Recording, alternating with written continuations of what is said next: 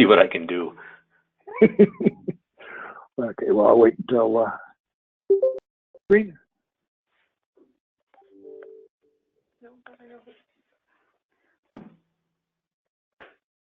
Are you able to see Fred?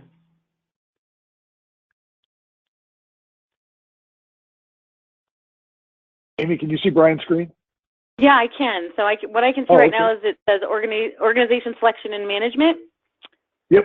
And it looks like it's yours. So it's your user profiles. Yes. Or not user profiles. Sorry, the organization profiles. Yeah. Sure. Yeah, Brian's got access to several organizations because he helps out a lot of the folks in Wisconsin I can see that. Implementing it. That's He's really just an all-around good guy here. Yeah. Thank you. So, do you just kind of want me to walk through the process, or what led us to the dashboard, or where would you like me to begin?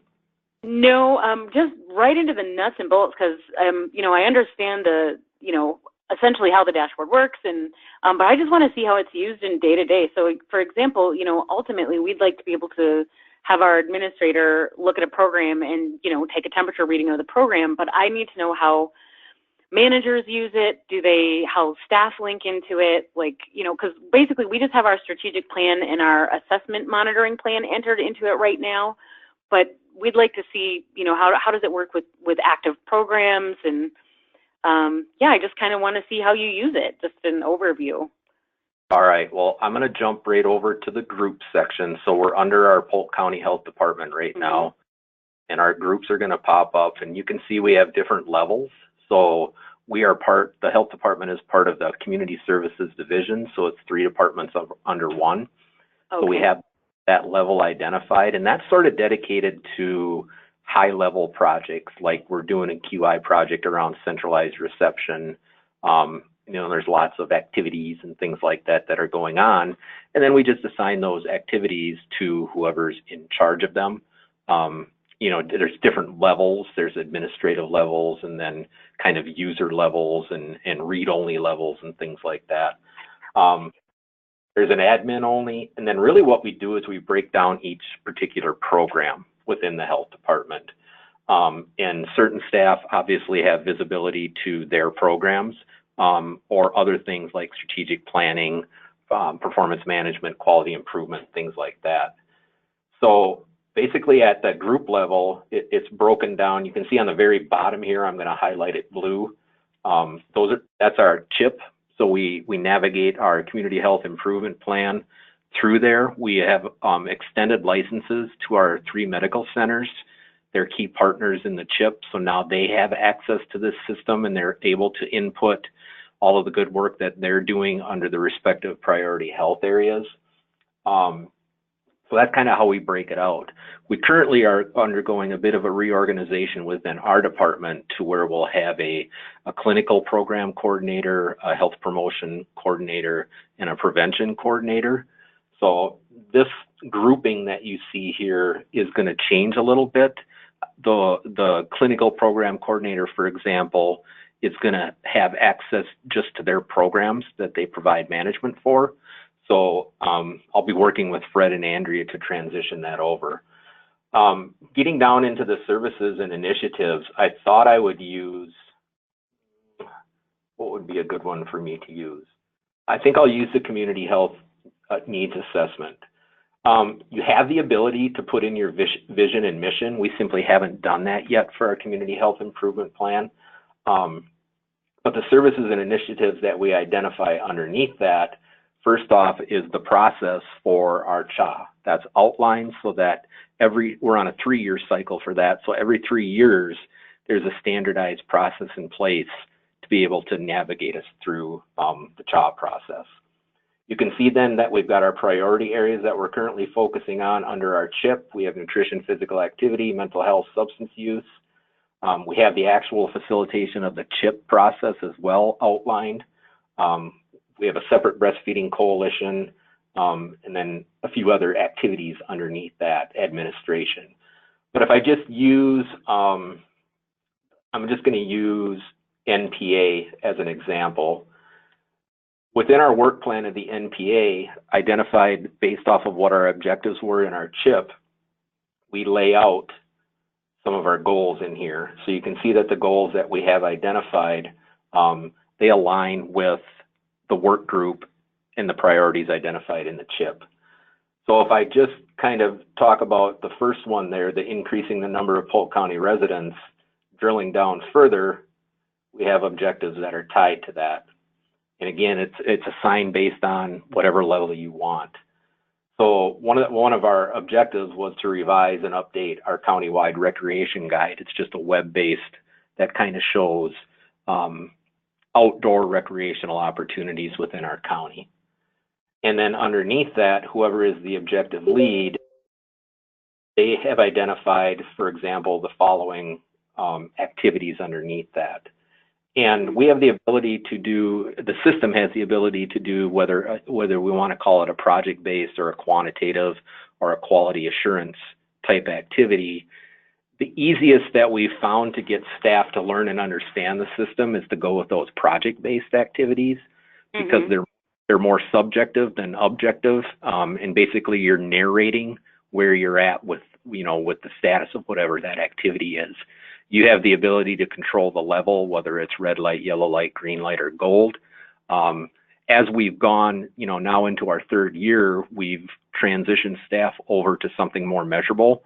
So we're working with them each year when their contracts with their program or their grant deliverables, when they change, we then update that into the dashboard. So they always have a working work plan in place. And then at any given time, at least in our state, the state can call at any given time just for a status report.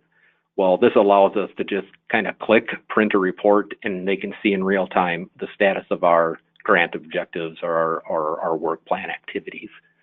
Right. So the majority of, go ahead. Oh, I'd be really interested just because we have such a limited little window here.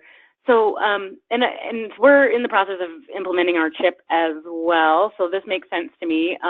But I'm curious in terms of programs that are more objective.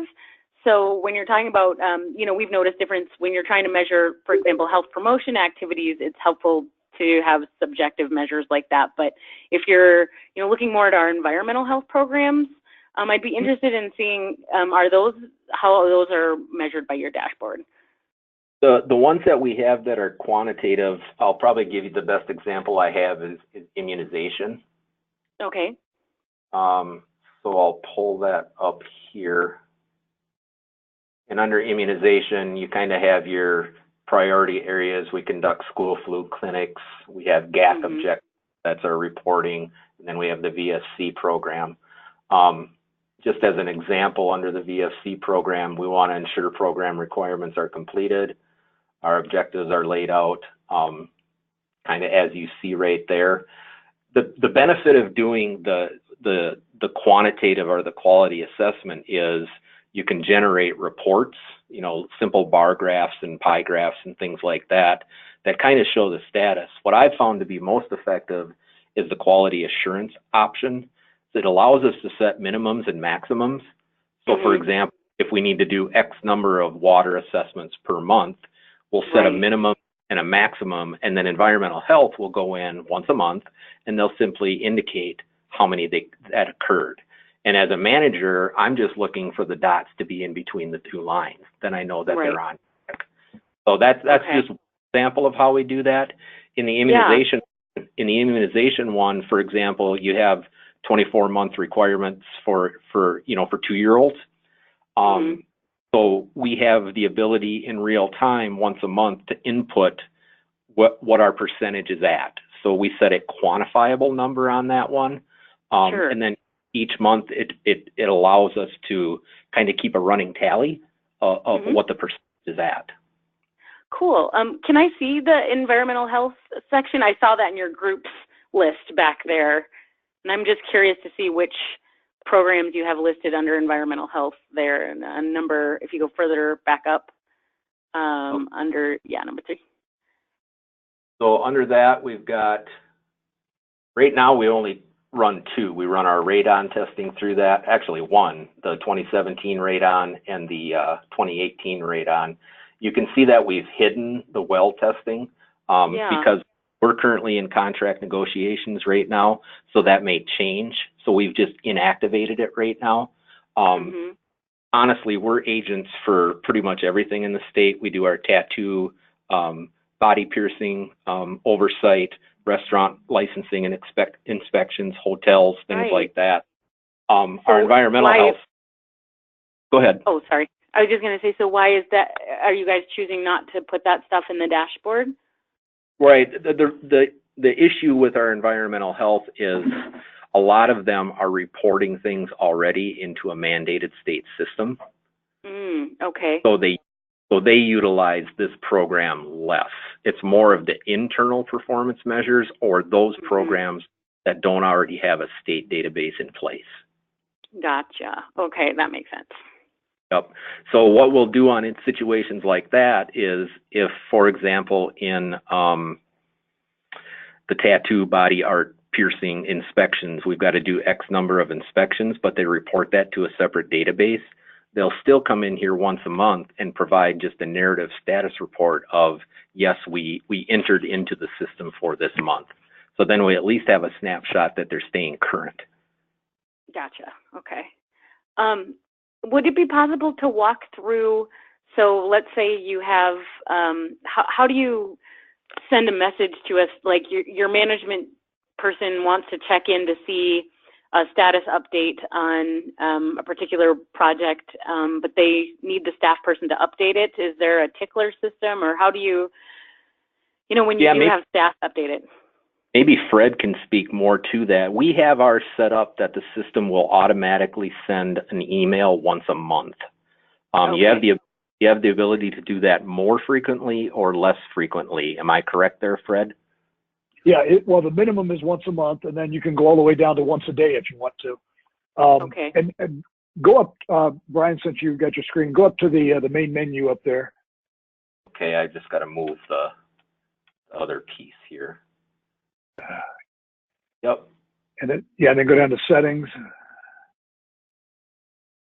and then the notifications tab. Yeah.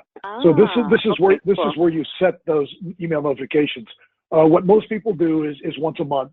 When a lot of people are just starting out, like where you guys are, you might try it like once a week. And then what it's going to do is it's going to make some calculations. See those 3 check boxes down there.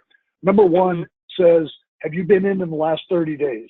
If not, you're going to get an email to update your stuff. Number 2 says, do you have anything lagging behind schedule? If you do, you're going to get an email. Number 3 says, is anything overdue? If so, you're going to get an email. So it calculates whether you need to get an email or not. If you don't get an email. If any of those are true, you're going to get the email. And it goes out automatically to anybody who's designated as an objective leader or an activity leader in the system.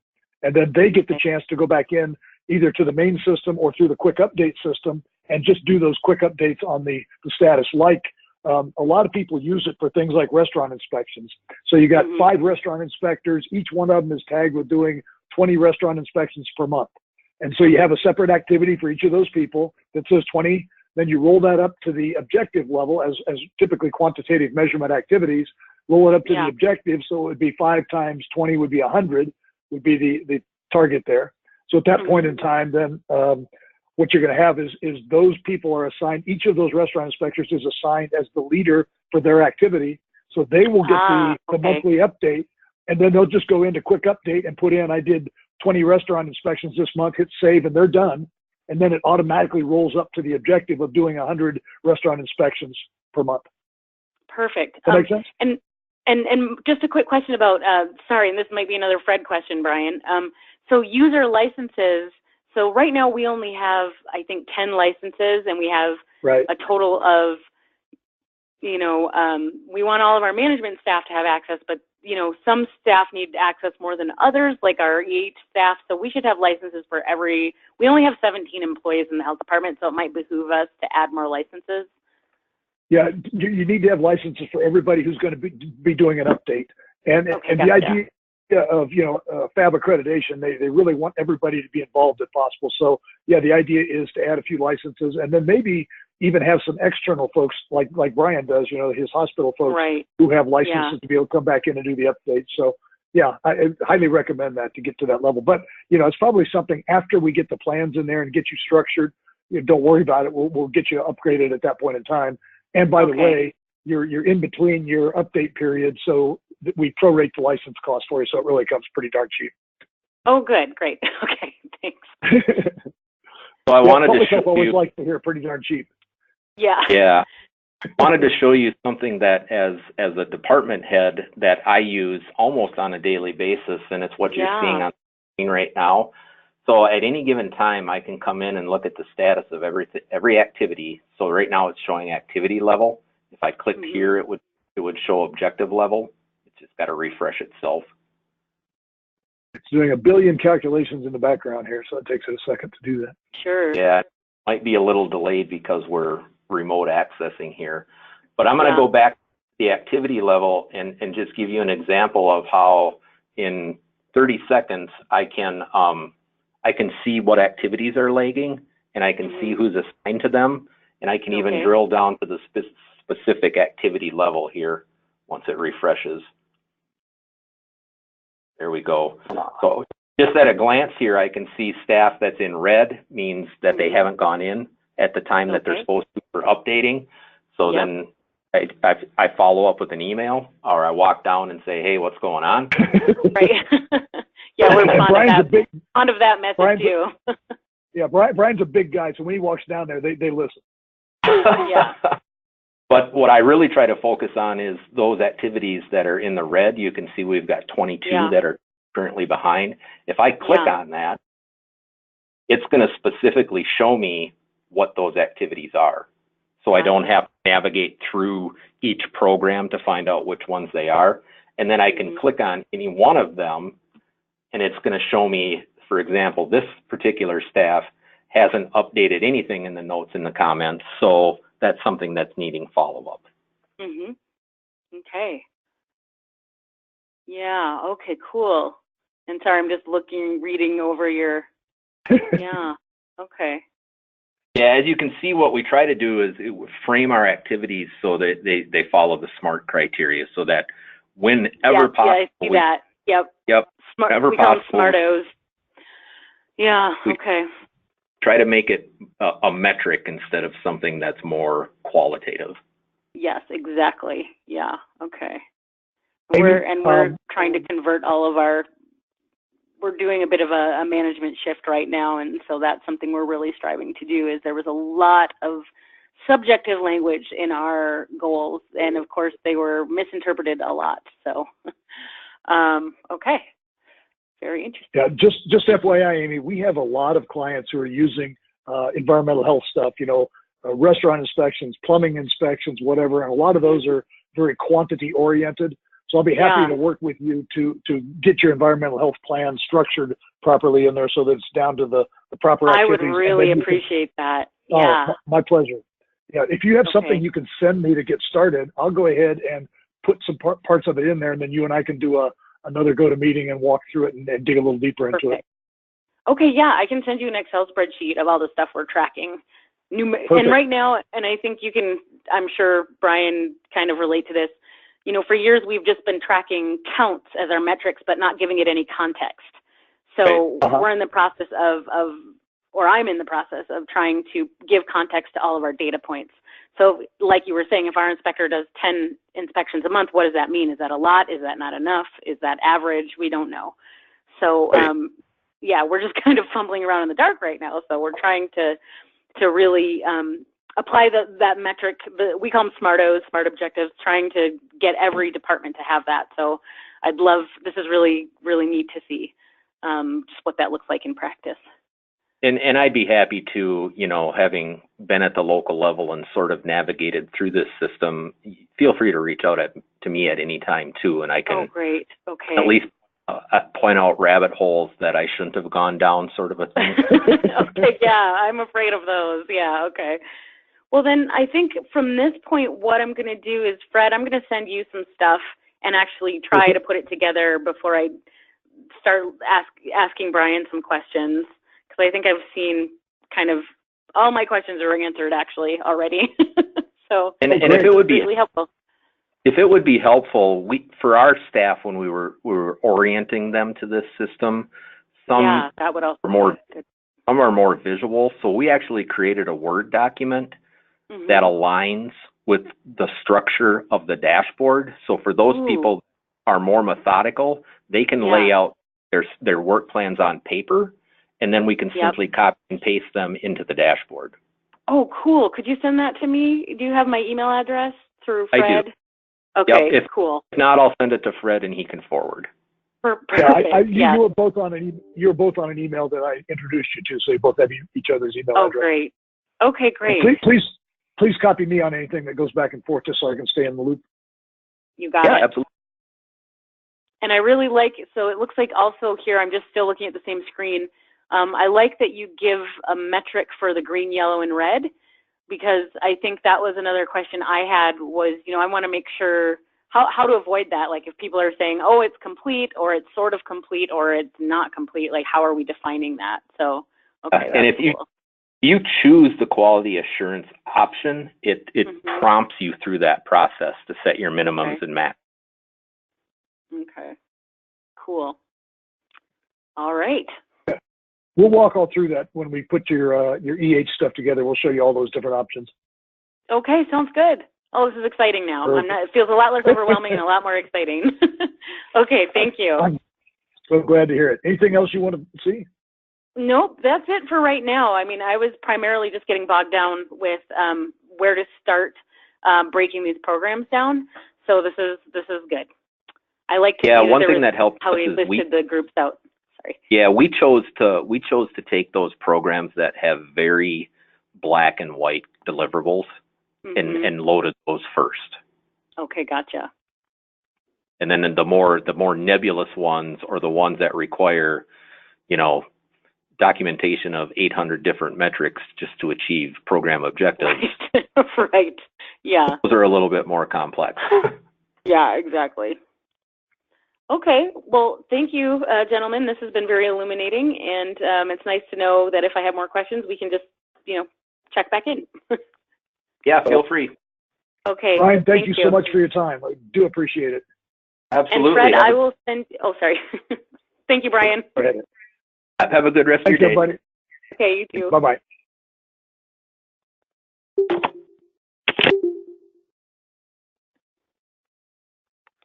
Fred, you still there? Oh. Tristan?